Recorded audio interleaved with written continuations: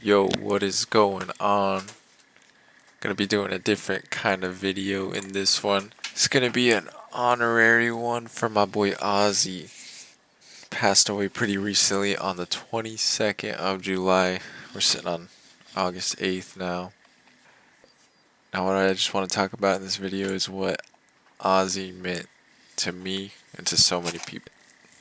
I don't want to get too emotional in this. Alright, Ozzy lived a great life. This guy fucking touched so many souls. They call him the Prince of Darkness. I'm reading this Wikipedia right now. He has an extensive career. Nothing but love for Ozzy. So through and through, he is the king of metal, alright? This guy's voice is heard on all the greatest records. Well, not all the greatest records, but you know what I'm saying. Prince of Darkness, I want to hear this out. You see, this guy took on a dark look, but I want you to know these guys are hippies, bro. They used to be hippies. You gotta keep in mind, this was the 70s, man. They came out full-fledged looking like hippies back in the day. And that was something to behold. That was an amazing time for Black Sabbath and Ozzy Osbourne. Later to go on with Randy Rhoads, the legend. They made some of my favorite music, okay? I got a good story about the Mr. Crowley song, okay? Me and my brother, okay? Actually, quite a few of us in my family were watching some music videos, okay? Pretty stoned, mind you. We put on Mr. Crowley, it was like a live performance from 1970s, right? Or 80s, something like that, sorry.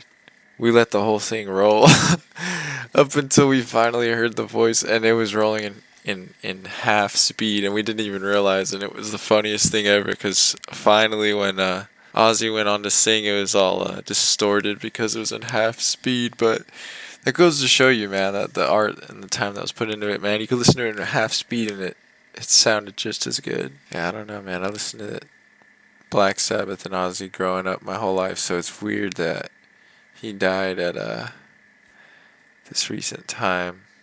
Honestly, seems like he was hanging on by a thread towards the end. He has been previously featured on this channel on a quick little Tarkov video.